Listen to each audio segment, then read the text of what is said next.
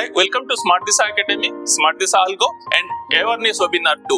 अब इस सीरीज में पहले वेबिनार में हमने देखा था कि कैसे स्विंग ट्रेडिंग करना है और स्विंग ट्रेडिंग करते हुए फिर आगे उसको प्लेस करके हमारा सिस्टम बेस या रोबोटिक ट्रेडिंग के साथ हम कैसे आरओआई बढ़ाते हैं। सो यहाँ पे मैं I must thanks mister Vivek and Vijay as a active broking support team and they are dedicatedly doing lot of activity.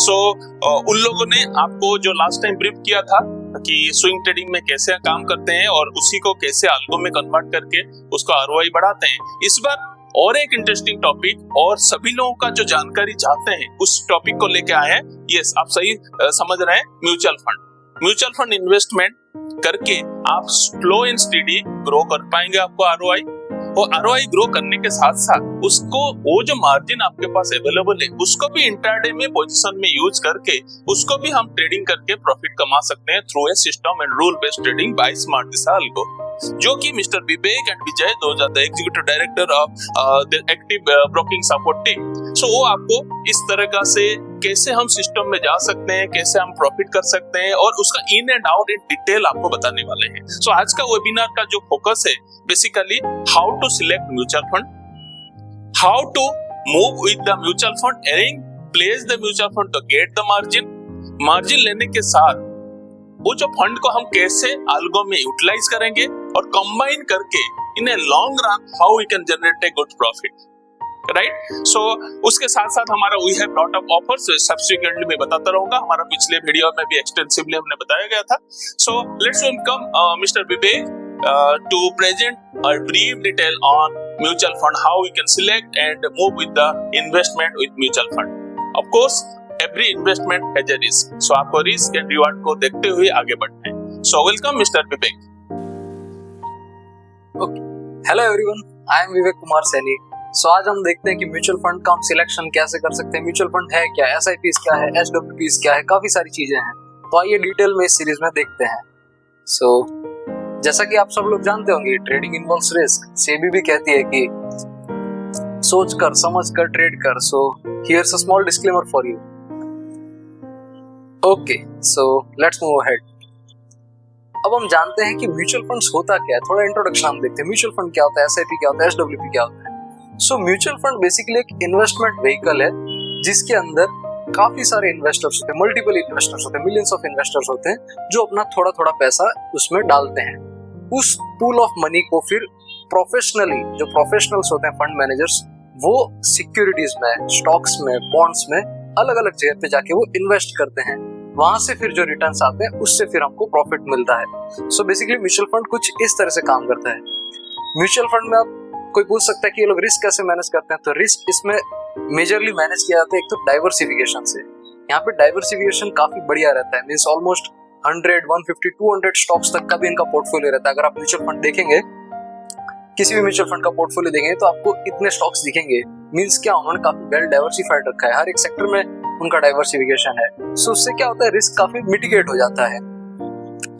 अब आगे हम देखते हैं कि why we should know the details of mutual fund before investment planning, क्योंकि हम सब जानते हैं कि इन्वेस्टमेंट प्लानिंग में म्यूचुअल फंड काफी मेजर रोल करेगा हमारे फाइनेंशियल गोल्स को अचीव करने के लिए। तो आइए हम देखते हैं किस तरह से हमको प्लानिंग करनी चाहिए, ऐसा जानना चाहिए।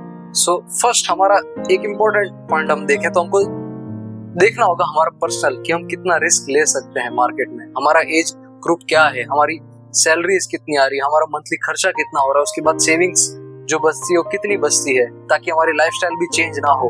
तो उस हिसाब से हमको एक डिसीजन मेकिंग करनी होगी, इन्फॉर्म डिसीजन मेकिंग करनी होगी, जिसमें को पता रहे कि रिस्क रिटर्न मैं रिस्क इतना ले सकता हूँ तो उसके सामने रिटर्न मेरे को इतना मिलेगा। एंड दूसरा, हमको इसके साथ हमारे जो म्यूचुअल फंड स्कीम्स है, अलग अलग म्यूचुअल फंड स्कीम्स है, उसमें हमको सिलेक्ट करना पड़ेगा कि हमारे फाइनेंशियल गोल्स को जो मैच करते हो, ऐसे म्यूचुअल फंड स्कीम्स हमको सॉर्ट आउट करके, मींस फिल्टर करके निकालने पड़ेंगे ऐसा। और हमारे रिस्क टॉलरेंस किस तरह से, उस तरीके के म्यूचुअल फंड्स को हमको फिल्टर आउट करना पड़ेगा, ताकि इससे क्या होगा, हमारे रिस्क टॉलरेंस इतना है उतना अगर हमने फिल्टर आउट कर लिया उस हिसाब से, तो क्या है, अननेसेसरी पिटफॉल्स हमको नहीं झेलने पड़ेंगे। मींस मान लीजिए आपका एज ग्रुप अभी 50 to 60 का है, मींस ओल्ड एज में है, अभी रिटायरमेंट आपका 10 इयर्स के बाद ही है, 5 to 10 इयर्स में रिटायरमेंट है, तो हम क्या है कंजर्वेटिव वाले म्यूचुअल फंड स्कीम्स में जाएंगे।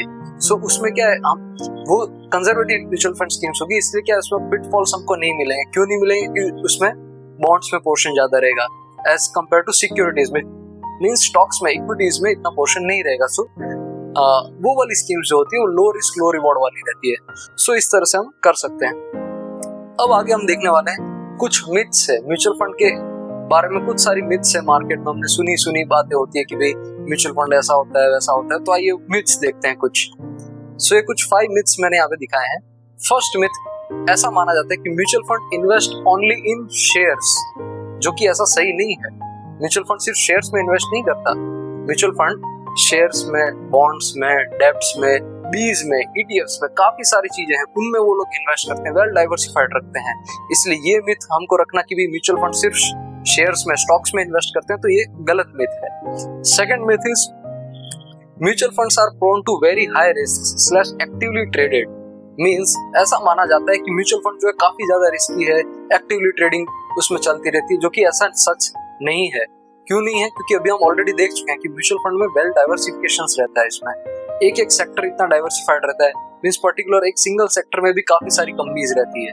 सो वेरी हाई रिस्क ऐसा भी नहीं है, डाइवर्सिफाइड रहता है, इसलिए रिस्क भी उसका मिटिगेट हो जाता है काफी हद तक। Third point, mutual funds are very new in the financial markets. ये भी मिथ है लोगों में कि म्यूचुअल फंड अभी नया नया ही आया है फाइनेंशियल मार्केट में, तो ऐसा सच कोई कंडीशन भी नहीं है। अगर आप देखेंगे, पास्ट हिस्ट्री देखेंगे, तो काफी सारे म्यूचुअल फंड्स है जो 25-30 ईयर से चल रहे हैं इंडिया में ही।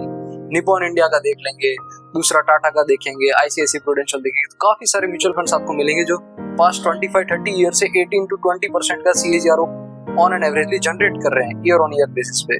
सो ये भी मिथ गलत है। फोर्थ मिथ क्या है? Mutual funds are not reliable and people rarely invest in them. So ये भी एक मिथ गलत है कि भी म्यूचुअल फंड इतने रिलायबल नहीं है और कुछ लोग ही उसमें इन्वेस्ट करते हैं, जबकि ऐसा सच नहीं है। फाइनेंशियली लिटरेट पीपल्स जो है, फाइनेंशियली एजुकेटेड पीपल्स हैं, वो सब लोग म्यूचुअल फंड्स में करते हैं, और जबकि अर्ली एज से स्टार्ट करते हैं ताकि वो पावर ऑफ कंपाउंडिंग का बेनिफिट ले पाए। पावर ऑफ कंपाउंडिंग अभी आगे जाके हम देखेंगे कि किस तरह से power of compounding mutual fund में हमारे फाइनेंशियल गोल्स को अचीव करने के लिए हेल्प करता है। फिफ्थ मिथ अगर हम यहाँ पे देखें तो ऐसा बताया गया कि good thing about mutual fund is that you don't have to pay attention to them, जबकि ये मिथ गलत है।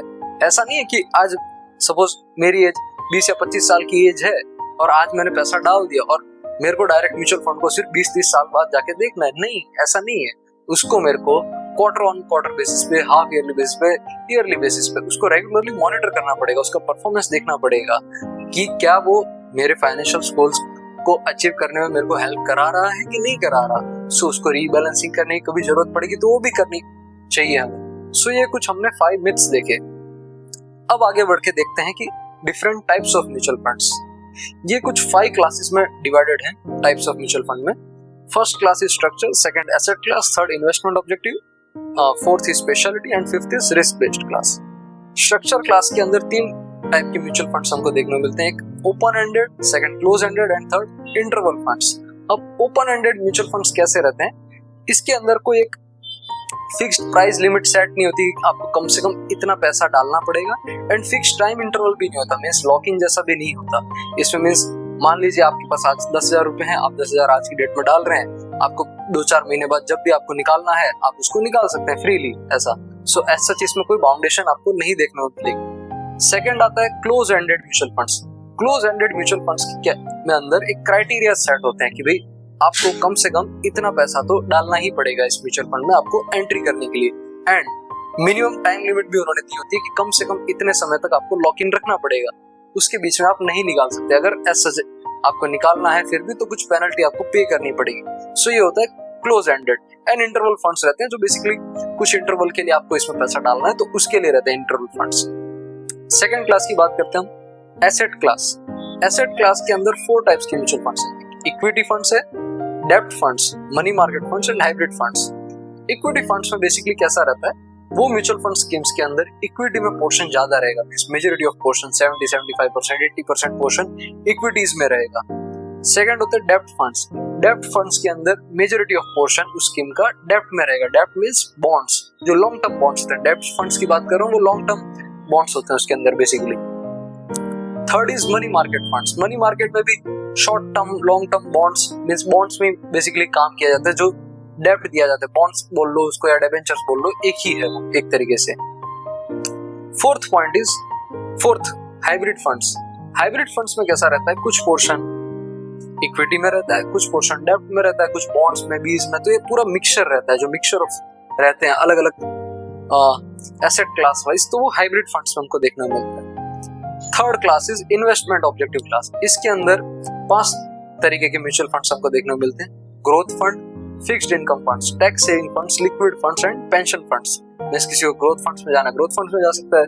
फिक्स्ड इनकम वाली स्कीम्स अगर किसी को चाहिए कि फिक्स्ड इनकम ही चाहिए तो उसमें जा सकता है। टैक्स सेविंग फंड्स जिसको हम ELSS म्यूचुअल फंड स्कीम्स भी बोलते हैं, तो वो टैक्स सेविंग में भी जा सकते हैं। Fourth is liquid funds. अब जैसा कि हमने देखा कि डेब्ट फंड्स भी और लिक्विड फंड्स भी है, लिक्विड फंड्स में बॉन्ड्स में ही पैसा लगता है, लेकिन दोनों में डिफरेंस क्या है, डेब्ट फंड्स में लॉन्ग टर्म बॉन्ड्स लिए जाते हैं, जबकि लिक्विड फंड जो होते हैं उसमें शॉर्ट टर्म बॉन्ड्स लिए जाते हैं, ऐसा है।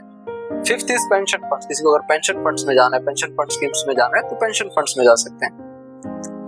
फोर्थ क्लास अगर हम देखें तो स्पेशलिटी। अब मान लीजिए किसी को किसी स्पेशल क्लास में जाना है कि means sector wise, index wise, fund of fund wise, commodity wise, तो इस तरह से अगर जाना है तो स्पेशलिटी क्लास है। अब इसमें सेक्टर फंड्स में देखेंगे तो सेक्टर फंड्स में हर एक अलग अलग सेक्टर्स के सारे म्यूचुअल फंड्स हमको यहाँ पे देखने को मिलेंगे। ले लीजिए IT ले लीजिए, banking sector, FMCG, health care, pharma and so on. तो इस तरह के हर एक सेक्टर्स के म्यूचुअल फंड्स हमको यहाँ से देखने को मिलते हैं। Second is index mutual funds.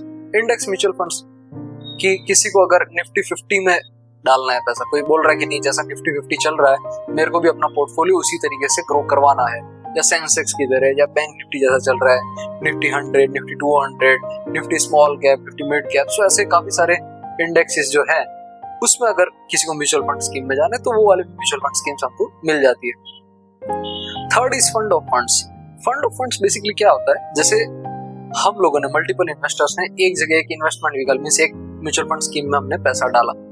अब वो म्यूचुअल फंड स्कीम जो है एक बड़े लेवल पे, मींस उससे बड़े लेवल पे, या तो ग्लोबल लेवल भी हो सकता है या नेशनल लेवल भी हो सकता है, उस लेवल पे उसको इन्वेस्ट करता है। एज फॉर एग्जांपल जैसे मैं समझाऊं, मान लीजिए AI artificial intelligence and electric vehicle, India में एज सच पर्टिकुलर इनकी कंपनीज नहीं है कि जिसको हम बोल सके कि सिर्फ और सिर्फ ये EV का काम करती है, मींस इलेक्ट्रिक व्हीकल का है, या सिर्फ और सिर्फ AI आर्टिफिशियल इंटेलिजेंस पे ही काम करती है। IT कंपनीज काफी सारी मिल जाएंगी, ऑटो कंपनीज मिल जाएंगी, लेकिन एज सच पर्टिकुलर कंपनीज वैसी नहीं है। सो अगर उसमें जाना है हमको, क्योंकि वर्ल्ड लेवल पे है, जैसे EVs में अगर आप देखेंगे तो टेस्ला मिल जाएगी, कोरियन कंपनीज भी है, वियतनाम की कई कंपनीज भी है इलेक्ट्रिक कार्स में, जो सिर्फ इलेक्ट्रिक कार्स ही बनाते हैं। आर्टिफिशियल इंटेलिजेंस में चले जाएंगे तो जैसे एनवीडिया आपको देखने को मिलेगा, काफी सारे अलग अलग कंपनीज यहाँ पे देखने को मिलेगी। अगर उनमें इन्वेस्ट करना है तो हम फंड ऑफ फंड स्कीम्स में जा सकते हैं, तो ग्लोबल लेवल पे इन्वेस्ट होता है आपका पैसा। Fourth is commodity mutual funds. Commodity mutual funds में बेसिकली जैसे गोल्ड है, सिल्वर है, एल्यूमिनियम है, क्रूड ऑयल है, नेचुरल गैस है, इन कमोडिटीज में अगर आपको as a mutual fund scheme के साथ इन्वेस्ट करना है तो आप म्यूचुअल फंड स्कीम्स में जा सकते हैं इन कमोडिटीज में इन्वेस्ट करने के लिए। मोस्ट जनरली जो है इसमें गोल्ड एंड सिल्वर में ही ज्यादातर स्कीम्स में लोग पैसा डालना प्रेफर करते हैं, because they are very good assets. Fifth is inverse funds. Inverse funds basically speciality class है, लेकिन ये इंडिया में अवेलेबल नहीं है। इनवर्स फंड्स इंडिया में as per SEBI guideline, SEBI rules, inverse fund यहाँ अवेलेबल नहीं है। इनवर्स फंड बेसिकली होता क्या है, मार्केट मींस निफ्टी जो है, बेंचमार्क इंडेक्स जो है, जब वो फॉल करता है तब यहाँ पे इनवर्स फंड्स में पैसा बनता है, तब वहां पे पैसा बनाया जाता है। मींस इसको एज सच मान सकते हैं कि आपके पोर्टफोलियो के सामने इनवर्स फंड्स अगर आप लेते हैं म्यूचुअल फंड स्कीम में, मींस एक तरीके से आपका हेजिंग हो जाएगा। जब भी अगर मार्केट गिरेगा, इंडेक्स अगर गिर रहा है तो उतना वहां से प्रॉफिट मिलेगा, लेकिन एज सच इंडिया में सेबी गाइडलाइंस के हिसाब से ये इनवर्स फंड्स नहीं है। Fifth is risk class. इसके अंदर लो रिस्क लो रिवॉर्ड वाले भी म्यूचुअल फंड स्कीम्स है, मीडियम रिस्क मीडियम रिवॉर्ड वाले भी म्यूचुअल फंड स्कीम्स है, हाई रिस्क हाई रिवॉर्ड वाले भी म्यूचुअल फंड स्कीम्स यहाँ पे देखने को मिलेगी। अब ये तो चलो अभी हमने काफी सारी थियरी पढ़ ली। अब कोई पूछ सकता है कि विवेक भाई अभी कहाँ पे हम देखें इनको, चुनना भी है इन स्टॉक्स को, अगर म्यूचुअल फंड्स को अगर मेरे को सिलेक्ट करना है तो कहाँ से मैं चूज करूँ, कैसे फिल्टर आउट करें। तो आइए एक एक्टिविटी करते हैं हम।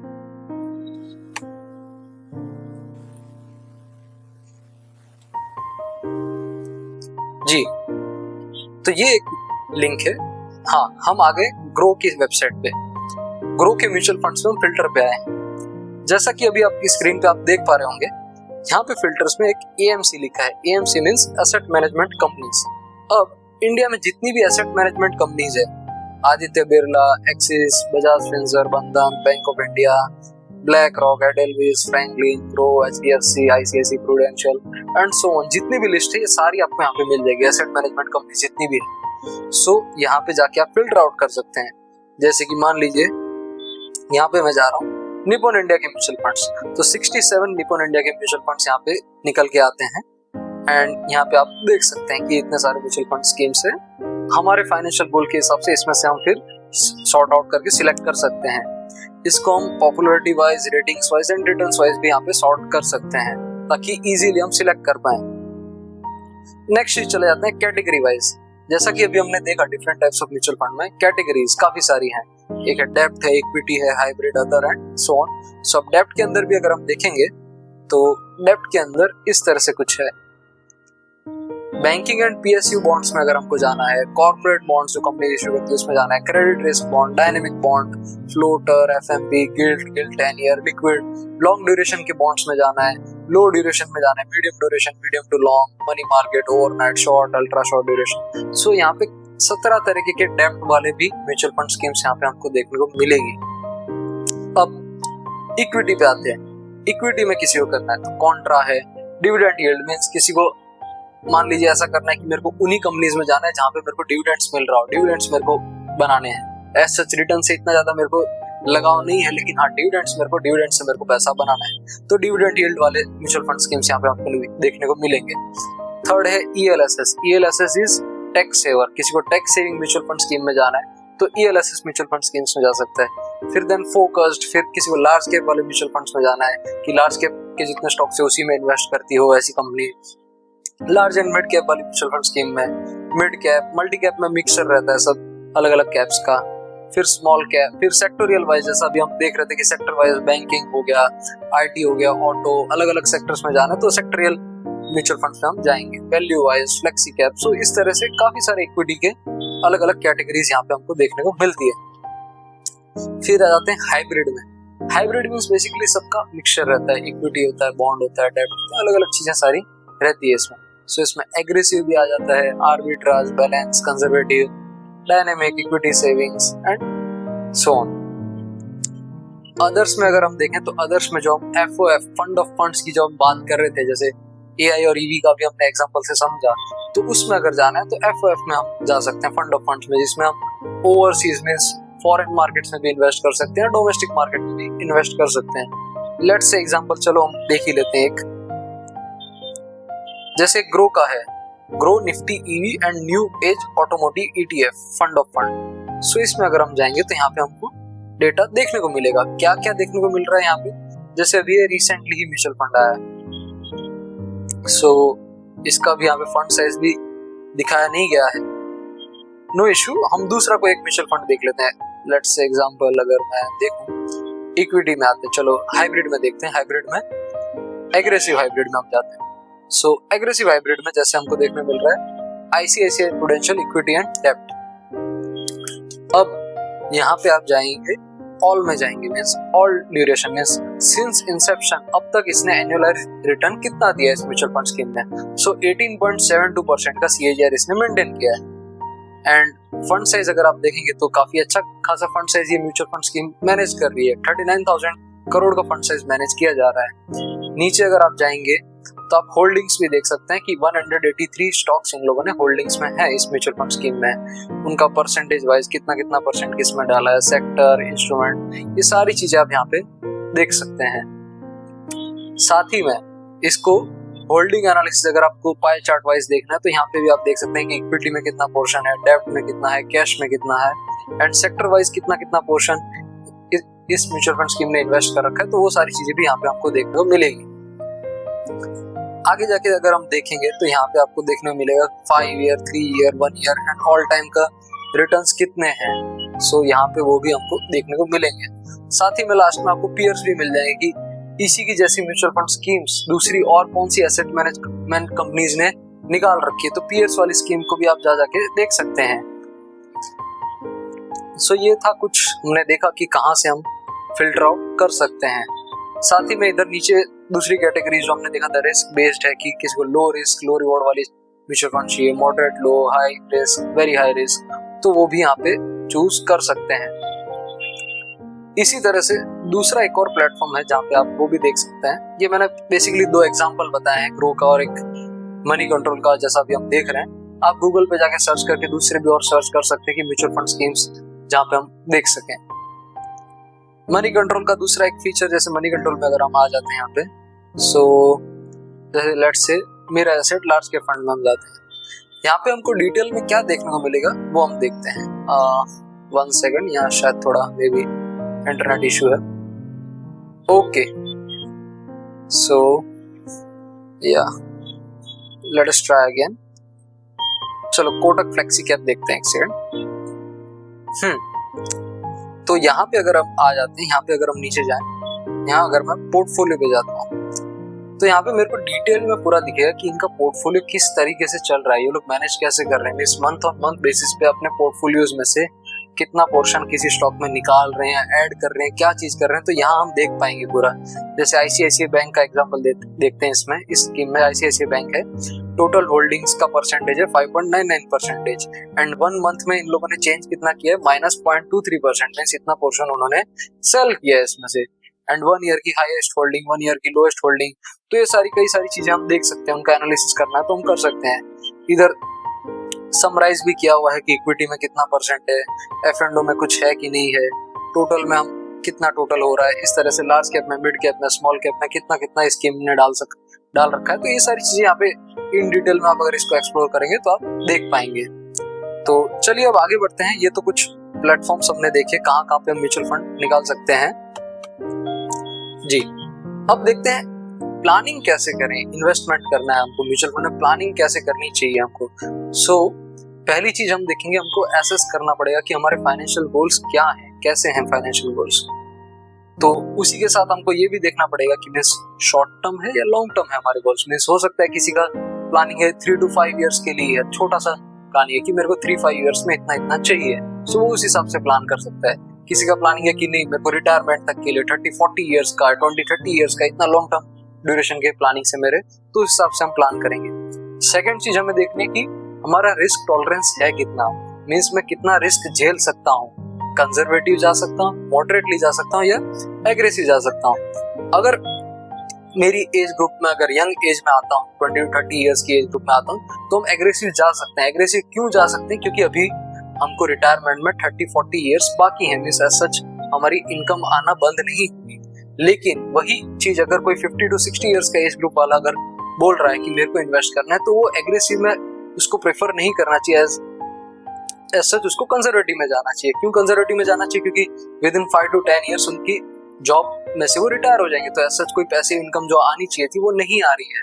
सो उनको कंजर्वेटिव जाना चाहिए, slow and study, low risk low reward के साथ चलना चाहिए। थर्ड चीज हमको देखनी है कि हमारे जो गोल्स अभी हमने सेट किए, रिस्क टॉलरेंस हमने सेट किया, उस बेसिस पे म्यूचुअल फंड स्कीम्स हमको फिल्टर आउट करनी है। ये कुछ प्लेटफॉर्म्स अभी हमने देखे, उस तरह से आप दूसरे प्लेटफॉर्म से भी जाके देख सकते हैं।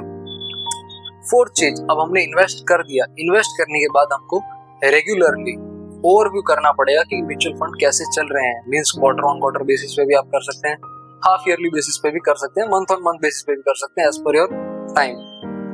एंड हमें देखना है कि क्या ये मेरे फाइनेंशियल गोल्स तक मेरे को लेके जा रहा है, उस डायरेक्शन में चल रहा है कि नहीं चल रहा है।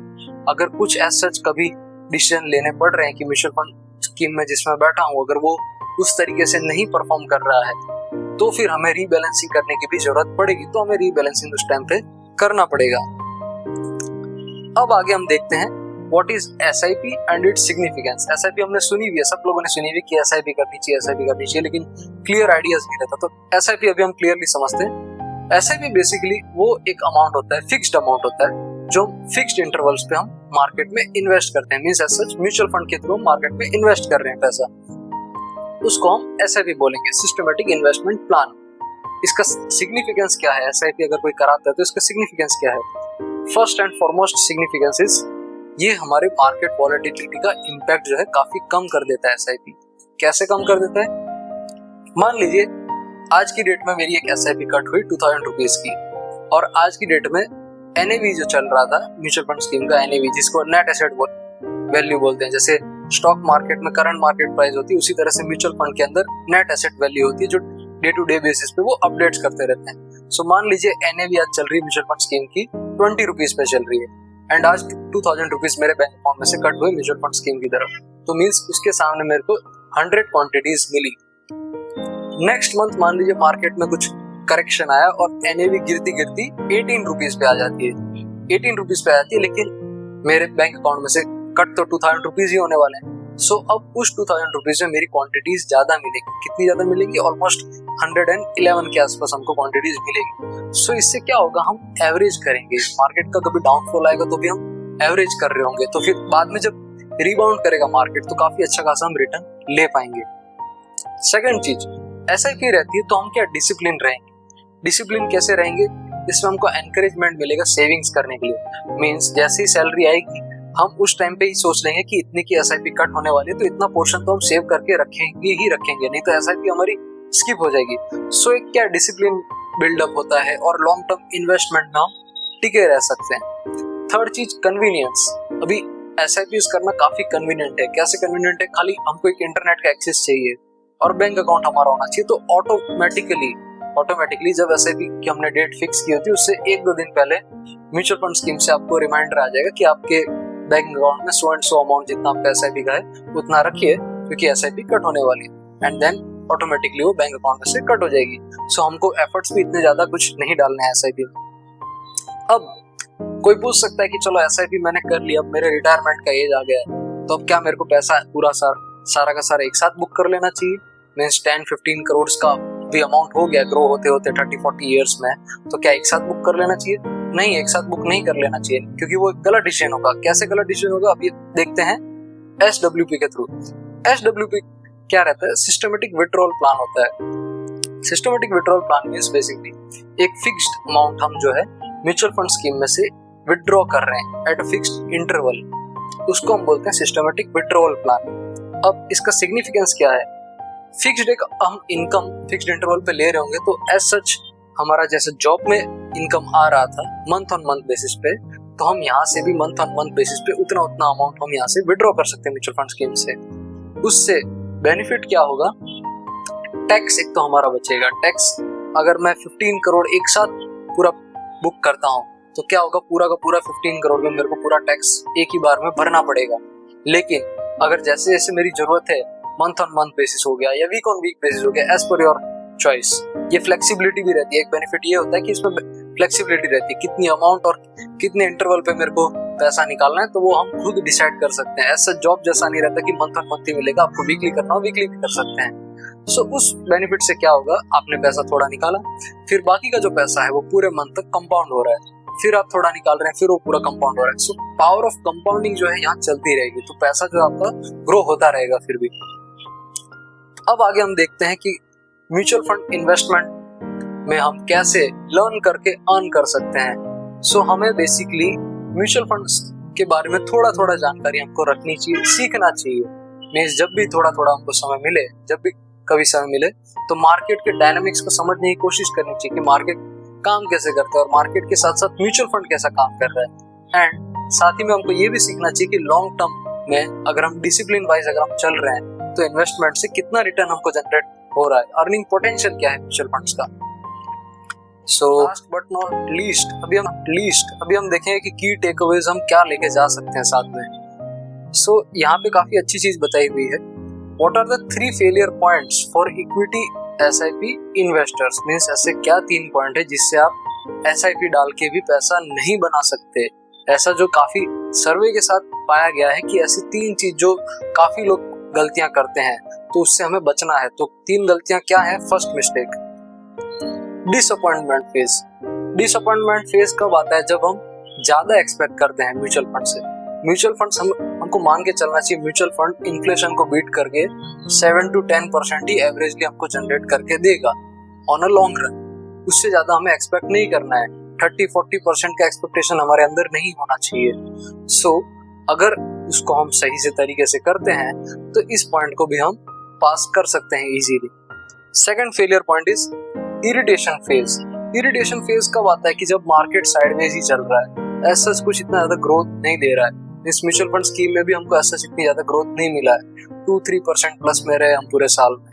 तो उस टाइम पे हम क्या इरिटेट होंगे कि इतना ही पैसा अगर मैंने एफडी में डाल दिया होता तो 7% मेरा बन गया होता। लेकिन वो चीज हमको नहीं करनी है, क्योंकि लॉन्ग रन में वो मार्केट हमको रिटर्न्स दे देता है। CAGR जो है वो कवर हो जाता है उस साल का भी। Third failure point is panic phase. Panic phase generally कब आता है? जैसे कि मान लीजिए हमारा कोरोना का टाइम आया था। कोरोना के टाइम में मार्केट ने जो है 40% के आसपास करेक्शन दिया था। निफ्टी 50 की अगर हम बात करें तो 40 to 45% इतना करेक्शन इसने दिया था हाई से। सो उस टाइम पे क्या होगा, अगर कोई पीक पे जाकर मार्केट जब पीक में है तब म्यूचुअल फंड स्कीम चालू करता तो उसका पोर्टफोलियो ऑलमोस्ट 30-40% डाउन रहता। तो उस केस में हम क्या करेंगे, पैनिक में आ जाएंगे कि अब तो इतना 40% चला गया तो अब क्या करें, बोले पूरा जीरो तो नहीं हो जाएगा करके। तो हम क्या करते हैं, फिर लॉस बुक कर लेते हैं। तो ये चीज हमको समझनी पड़ेगी। ऐसे जो पैनिक फेज है जो 2020 में आया, वह उसको हम डिकेडल फेजेस बोलते हैं। ये हर एक डेकेड में मींस 10 साल के अंदर एक ना एक बार ऑलमोस्ट आता ही आता है स्टॉक मार्केट में। आप पिछली पास्ट हिस्ट्री भी अगर देखेंगे तो 2008 में भी आया था ऐसा फॉल, 2001 में आया था .com बबल जिसको हम बोलते हैं, 92 में भी आया था। तो इस तरह के काफी सारे पैनिक फेजेस ऑलरेडी आ चुके हैं पहले मार्केट में। तो उस टाइम पे हमें पैनिक नहीं होना है, क्योंकि हम लॉन्ग टर्म विजन के साथ चल रहे हैं, 30-40 इयर्स का प्लानिंग करके चल रहे हैं। तो उस केसेस में तो उल्टा हमको कंटिन्यू रहना चाहिए, डिसिप्लिन बेसिस पे कंटिन्यू रहना चाहिए। तो क्या होगा, हम काफी अच्छी कंपनीज को हम सस्ते रेट में हम ले पाएंगे। जैसे HDFC बैंक है, रिलायंस है, काफी सारा करेक्शन इनका अच्छा खासा हुआ था। जबकि एज सच कंपनीज में अगर देखें, कंपनी का फंडामेंटल देखें तो वहाँ कुछ ऐसा चेंजेस नहीं थे। तो इस केस में पैनिक ना होके हमको पेशेंटली डिसिप्लिन वाइज हमको कंटिन्यू SIPs हमारी करनी चाहिए। इसका सॉल्यूशन सिर्फ सिंपल सा यही है, टाइम एंड पेशेंस के साथ हम लॉन्ग टर्म हमारे फाइनेंशियल गोल्स को अचीव कर सकते हैं म्यूचुअल फंड्स के थ्रू। अब लास्टली हम देखते हैं कंक्लूजन में आपको बताना चाहूंगा कि म्यूचुअल फंड जो है एक काफी versatile and accessible investment option है। वर्सेटाइल एंड एक्सेसिबल इसलिए बोला जा रहा है, वर्सेटाइल जैसे अभी हम ऑलरेडी देख चुके हैं कि भाई कितने सारे hundreds of mutual fund schemes यहाँ पे आप देख रहे हैं, उसमें से आपको अपने फाइनेंशियल गोल के हिसाब से सॉर्ट आउट करके फिल्टर करके निकालना है। एंड एक्सेसिबल इसलिए है क्योंकि किसी के पास भी पूरे वर्ल्ड में सिर्फ इंटरनेट की कनेक्टिविटी हो तो भी वो म्यूचुअल फंड स्कीम में इन्वेस्ट कर सकता है। एंड दूसरा पॉइंट कि यहाँ पे हमने देखा कि इसमें एनकरेजिंग एक्शंस क्या है कि हम छोटे छोटे अमाउंट से मींस 500,000 2,000 पर मंथ इतना छोटा छोटा इन्वेस्ट करके भी लॉन्ग टर्म में काफी अच्छा ग्रोथ हम म्यूचुअल फंड से ले सकते हैं। And final thought of this session is, with right knowledge and planning mutual funds can be a powerful tool for achieving your financial goals. हम देख चुके हैं कि अपने फाइनेंशियल गोल के हिसाब से हम प्लानिंग के साथ अगर करते हैं तो म्यूचुअल फंड जो है काफी अच्छा टूल बन सकता है हमारे फाइनेंशियल गोल्स को अचीव करने में। So thank you, that's it from my side. I would like to hand it over to doctor Shubhranshu sir. Thank you. Thank you Vivek, it's a great presentation. Hopefully आप सभी लोगों को अच्छा लगा होगा। इन डेप्थ म्यूचुअल फंड के ऊपर may be around 30 minutes and so on. So let's move it. मैं सबको बोलता हूँ कि you should have some informed choice. आपके पास इंफॉर्मेशन रहना चाहिए so that you can take your decision judiciously, meticulously, you can plan your portfolio, right. अब क्या हुआ कि आप जान गए म्यूचुअल फंड कैसे देखना है, कहाँ इन्वेस्ट करना है, कैसे करना है। नाउ सपोज एक एग्जांपल, आपके पास 10 लाख रुपया है, आपने म्यूचुअल फंड में इन्वेस्ट कर लिया। सो मैं आपको यहाँ बताना चाहता हूँ फॉर योर इन्फॉर्मेशन, 90% मतलब 9 लाख रुपया आपको प्लेज मार्जिन मिल जाएगा। नाउ 10 लाख तो आपका ग्रो हो रहा है, जो भी आपने म्यूचुअल फंड सिलेक्ट किया 10%, 12%, 15%, सब्जेक्ट टू मार्केट रिस्क। आपको पता है रिस्क इन्वॉल्व है, तो उस हिसाब से वो तो ग्रो करेगा। लेकिन उसके ऊपर 9 लाख लेके हम उसको भी ग्रो कराएंगे और मल्टीपल कराएंगे। हाँ, सही बात है कि आप जो बोल रहे हैं कि अल्गो में इस 9 लाख रुपया को हम कैसे मल्टीपल करेंगे और हमारा ROI को कैसे हम ग्रो करेंगे, उसके बारे में मिस्टर विजय से हम जानेंगे। लेकिन मैं आपको और बताता हूँ, आप इस वीडियो को एंड तक जरूर रखें। ये एंड तक आपके पास बहुत सारे मजेदार कैलकुलेशन आने वाला है, तो वो कैलकुलेशन आपका लाइफ बदल सकता है so far your portfolio management is concern, right. Welcome mister Vijay. So thank you, sir. So ladies and gentlemen, welcome to Smart Disha Algo. तो जैसा कि सर ने बताया, हम देखेंगे कि स्मार्ट दिशा एल्गो की स्ट्रेटजीज ने कैसे काम किया है over past years. Let's move ahead. As you know, trading involves risk, so this is disclaimer. देखते हैं स्ट्रेटेजी नंबर 21 इसने कैसा परफॉर्म किया है. ये इसका कर्व है, जैसा कि आप देख पा रहे हैं, ओनली अपवर्ड. ये कुछ डिटेल्स में है कि ये स्ट्रेटेजी में कितना कैपिटल चाहिए, क्या आरओआई है. वन बाय वन देखते हैं अपन. 1 लाख रुपीस का कैपिटल रिक्वायर है इस स्ट्रेटेजी को डिप्लॉय करने के लिए. This involves buffer as well. इसका अपन अगर विन रेशियो की बात करें तो दिस इज 72.5% का विन रेशियो है. एवरेज मंथली आरओआई की बात करें तो दिस इज 8.12%, और अब तक टोटल आरओआई 15.47% का है इस स्ट्रेटेजी में. मैक्सिमम ड्रॉडाउन की बात करें तो this is 1.18%. Like this is very less. 1.18% means around 1,200 rupees only on 1 lakh के कैपिटल पे. ये इसके कुछ मंथली आरओआई है क्या इस स्ट्रेटेजी ने दिया है. जुलाई 24 की बात करें तो 4.77% एंड प्रीवियस मंथ की बात करें तो अगस्त 24 में 10.71% का ROI in a single month. So ये कुछ आरओआई है, बहुत इंप्रेसिव है. Second strategy number 22. इसका कर्व आप देख पाएंगे, ये अराउंड पिछले 2.5 साल से मार्केट में चल रही है. कर्व जैसा कि आप देख रहे हैं अपवर्ड जा रहा है, काफी स्मूथ कर्व है इसका.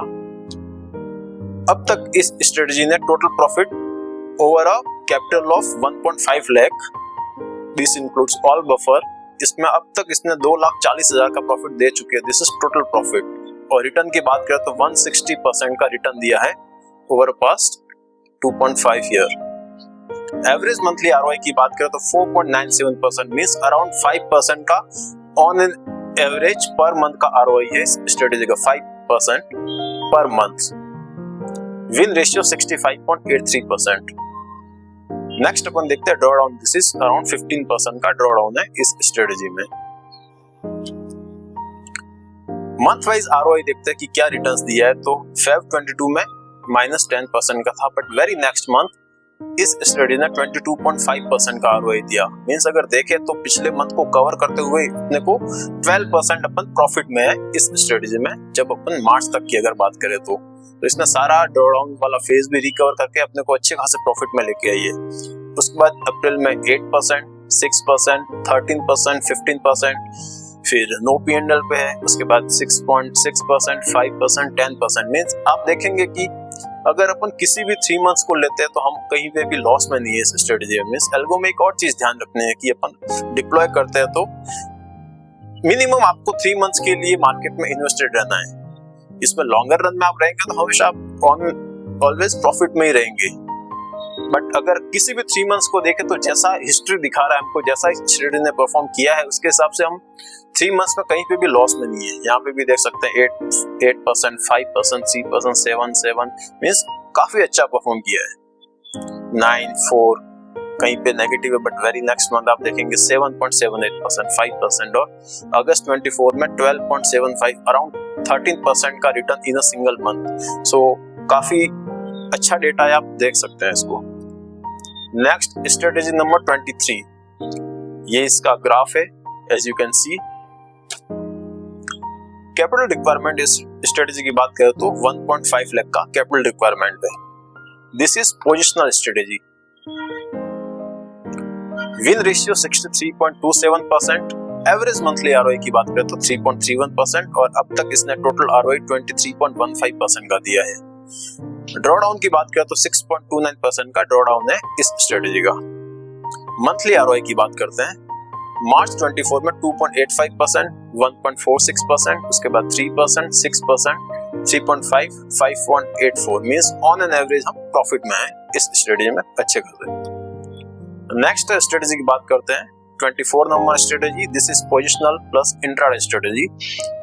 ये इसका ग्राफ है, as you can see on display.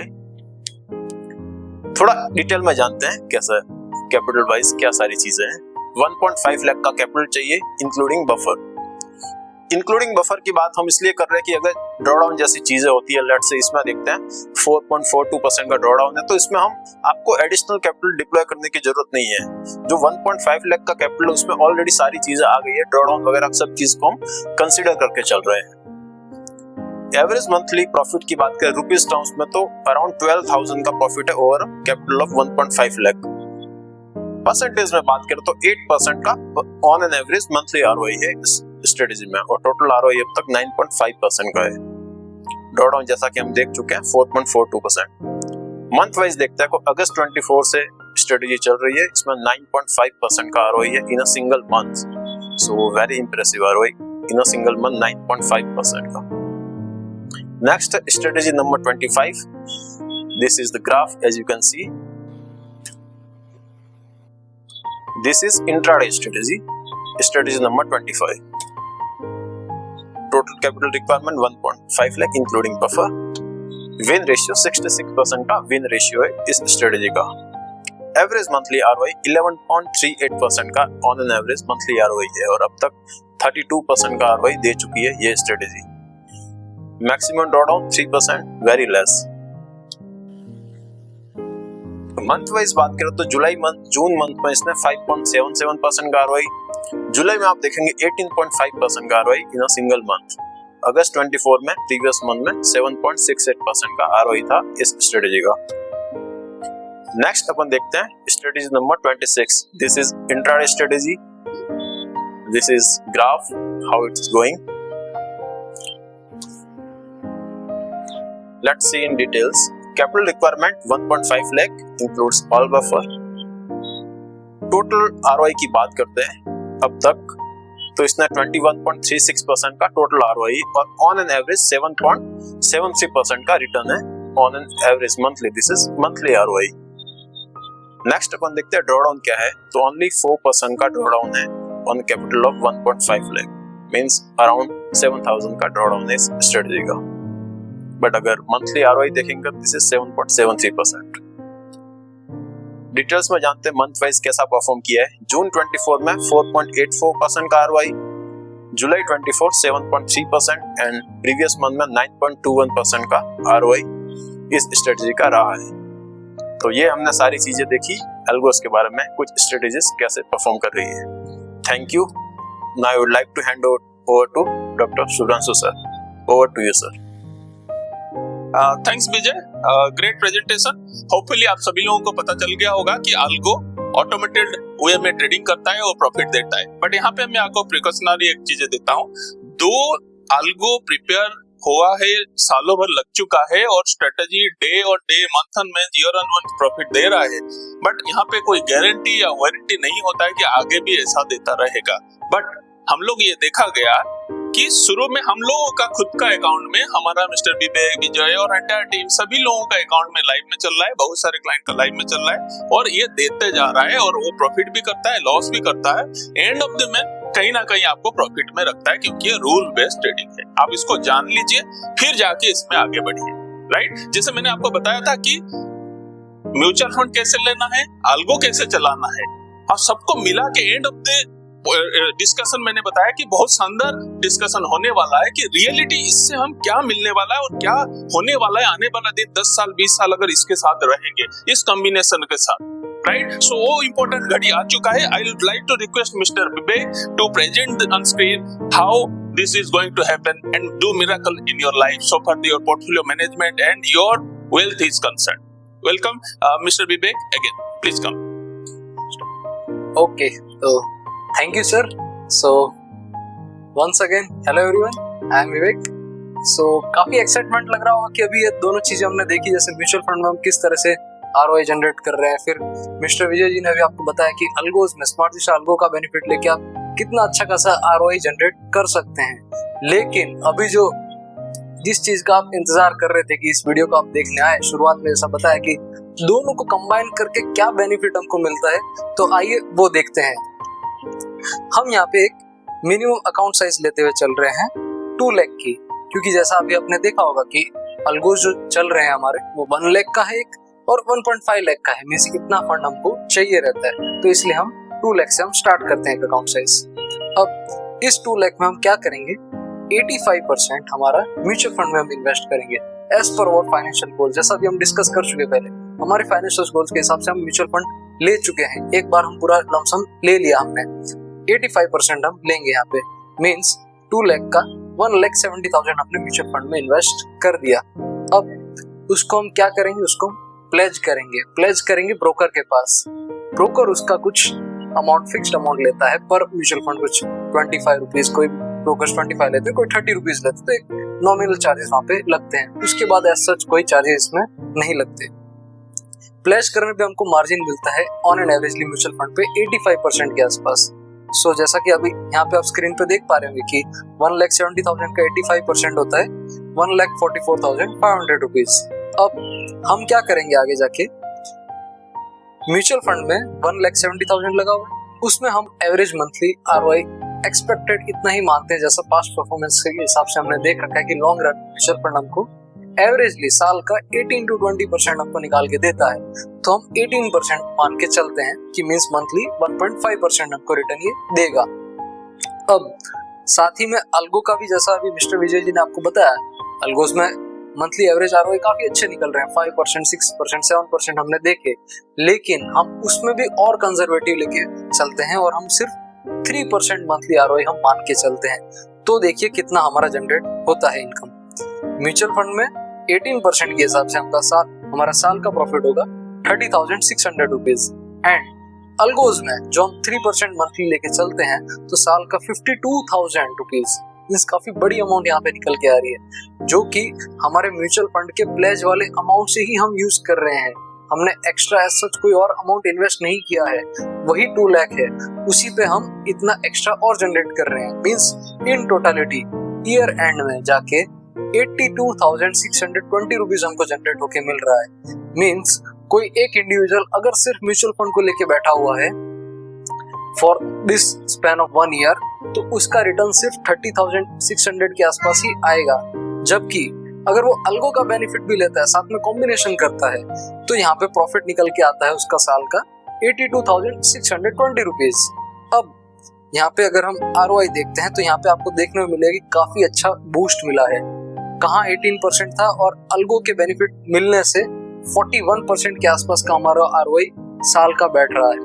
सो काफी बड़ी अमाउंट निकल के आ रही है। मींस एक तरीके से मान सकते हैं कि जो हमारा जो दूध है, दूध के ऊपर एक तरीके से जो क्रीम मिल रही है, वो अल्गोस के थ्रू हमको क्रीम मिल रही है, यहाँ से एक्स्ट्रा ही मिल रहा है, क्योंकि हम सेम फंड को, सेम म्यूचुअल फंड जो है उसको प्लेज करके उसी के ऊपर हम अल्गोस रन करके बेनिफिट ले रहे हैं। अब कोई पूछ सकता है कि ड्रॉडाउन आएंगे? बिल्कुल आएंगे, म्यूचुअल फंड में भी आएंगे, अल्गोस में भी ड्रॉडाउन आएंगे। अब 10% हमने ड्रॉडाउन के इधर रख रखा है कि 10% म्यूचुअल फंड में, 10% अल्गोस में भी ड्रॉडाउन आ सकते हैं। तो जब आएंगे तो उसको बफर करने के लिए हमारे पास पैसा कहाँ रहेगा, तो उसके लिए हमने 15% ऑलरेडी हम शुरुआत में ही कैश रिजर्व रख चुके हैं, इसलिए हमने टोटल कैपिटल का सिर्फ 85% ही म्यूचुअल फंड में इन्वेस्ट किया था।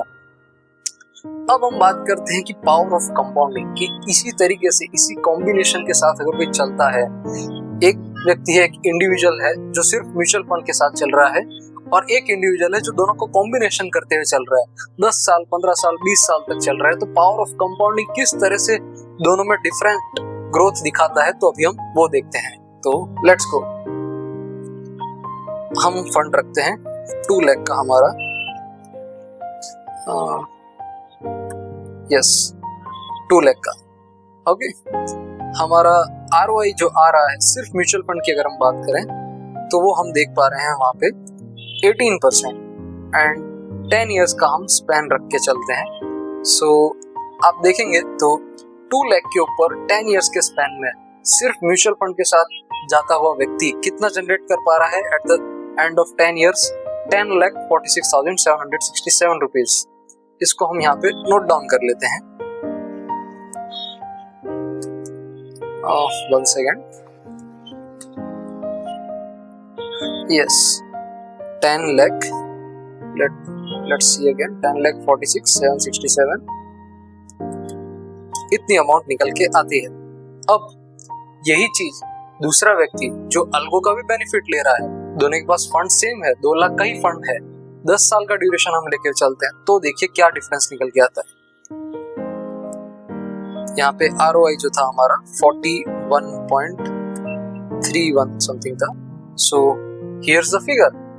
हम जो व्यक्ति 2 लाख के फंड में दोनों कॉम्बिनेशन के साथ चल रहा है तो उसका जो end of the result mean 10 years के बाद उसका जो कंपाउंड होने के बाद जो रिजल्ट आ रहा है वो 63,49,000 आ रहा है। मींस ऑलमोस्ट 6 टाइम्स हो गया। जो व्यक्ति सिर्फ म्यूचुअल फंड में कर रहा है और जो व्यक्ति म्यूचुअल फंड प्लस अल्को का बेनिफिट ले रहा है तो दोनों के इनकम ग्रोथ में मींस जो फाइनेंशियली उनका ग्रोथ मिला उसमें 6 टाइम्स का डिफरेंस आ रहा है। So which is a very huge amount. So इसको हम लिखते हैं यहाँ पे 63, 49, 784 49,784। सो अगर हम डिफरेंस देखें तो दोनों का डिफरेंस कितना निकल गया था। So it's a very huge amount. 53 lakh rupees का डिफरेंस निकल के आ रहा है। सो आप देख सकते हैं कि किस तरह से पावर ऑफ कंपाउंडिंग मींस एक परसेंट का ROI कितना इफेक्टिव करता है। हम थोड़ा एक छोटा सा एक्सरसाइज और करते हैं एक्स्ट्रा। मान लीजिए 41.31% के साथ वो 10 के बाद 11 इयर्स और गया, सिर्फ 1 साल में बढ़ाऊंगा। सो देखिए 63 लाख से वो फिगर बढ़ते हुए आ गई, अभी 89,72,000 तक आ गई। अभी मैं 11 से 15 कर देता हूँ, 15 इयर्स तक रहा तो क्या होता है। हम 3.57 CR में 3.5 करोड़ तक पहुंच चुका है वो व्यक्ति। एंड 20 इयर्स में वो 20 CR का मार्क उसने टच कर लिया। सो ये होता है पावर ऑफ कंपाउंडिंग। अब साथ ही में ये भी देखेंगे हम कि एक परसेंट कितना वैल्यूएबल है हमारे लिए। एक परसेंटेज का ROI 20 ईयर 41.31% के CAGR से जा रहे हैं तो 20 CR तक हम पहुंच रहे हैं। अब मैं यहाँ पे सिर्फ 1% कम करता हूँ, 40% तक जाता हूँ तो देखिए कितने ड्रास्टिक चेंज हो गया। यहाँ पे 20 CR की जो अमाउंट थी अभी वो 16,73 लाख आ गई है। काफी ज्यादा यहाँ पे डिफरेंस देखने को मिल रहा है। अब उसी तरफ 41 की जगह मैं 43 कर देता हूँ, 1% अगर बढ़ा देता हूँ तो 20 करोड़ की अमाउंट जो है कंपाउंड होकर 25,57 लाख तक पहुंच रही है। मींस इतना ड्रास्टिक हमको कंपाउंडिंग में डिफरेंस देखने को मिलता है 1% से। सो इससे हमको वैल्यूज पता चलती है कि 1% हमारे लिए कितना वैल्यूएबल है CAGR के अंदर। So that's it for today's compounding lesson. So thank you. Thank you Vivek. So बहुत बढ़िया आपका कंपाउंडिंग इंटरेस्ट का कैलकुलेशन फॉलोड बाय आप लॉन्ग टर्म में इन्वेस्टमेंट रहेंगे तो कितना बेनिफिट मिलेगा, एक बहुत बढ़िया बेहतरीन कंपैरिजन। इवन छोटा छोटा परसेंटेज भी कैसे आपको इम्पैक्ट कर रहा है उसके बारे में डिस्कस। होपफुली आप सभी लोग एंजॉय किए होंगे। ऑफ कोर्स थोड़ा बड़ा वीडियो हो गया बट ये क्या है कि मैं ऑलवेज बोलता हूँ you should have a inform choice आपके पास होना चाहिए so that you can have a wise and judicious decision ले सकते हैं, सो that you can plan meticulously your portfolio, right. So portfolio grow करने के लिए बहुत सारे चीजें चाहिए, जैसे डिसिप्लिन भी है और साथ साथ सिस्टम बेस्ड भी होना चाहिए, राइट। सो ये चीज जो हमने देख लिया, आप लोगों भी आपका बहुत सारे कमेंट्स भी आए हैं। तो कमिंग मंथ में भी we are coming with the next video जो कि आप लोगों को और भी मजेदार होगा और इंफॉर्मेटिव होगा, राइट। अब यहाँ पे हुआ कि हम लोग इतना सिर्फ जान लिए, आगे करना क्या है। सो कुछ नहीं, आपका डिस्क्रिप्शन में डिटेल दिया गया है। अब डिस्प्ले में आप जो देख रहे हैं कि we are going to help you out with a good offer, जो हम लोग IIFL में बैक ऑफिस सपोर्ट देने वाले हैं। हमारा एंटायर टीम अवेलेबल है और वहां पे हम लोग क्या करेंगे, आपका जो भी एक्सपेंस को काफी हद तक हम रिड्यूस करने वाले हैं कि ₹5 पर लॉट में हम ट्रेड कराएंगे और आपको मैक्सिमम बेनिफिट आपके जेब में जाएगा, right? This is one activity. All the supports of API integration, everything will be taken care by our backup team. उसके लिए मैं डिटेल में आप दे रहा हूँ, जो इंटीग्रेशन प्रोसेस वो भी होता रहेगा। साथ साथ में आपके साथ मिस्टर नवीन होंगे जो आपको अकाउंट ओपन कर सकते हैं, और उसके बाद मिस्टर विवेक एंड विजय जो बैकअप सपोर्ट टीम है वो आपको एंटायर एक्टिविटी को हेल्प आउट करेंगे। ऑफ कोर्स अगर शेयर खंड में आप अकाउंट करेंगे तो मिस जिनाल है आपको हेल्प आउट करेंगे, right. These are the activity जो हम डिस्कस करने वाले थे। स्लो एंड स्टेडी हम आपके साथ चलते रहेंगे। मैं सबको आप बार बार बोलता हूँ, let's learn, let's earn and grow together with smart Disha algo, smart Disha academy and team mister Vivek and Vijay. जय हिंद, जय भारत।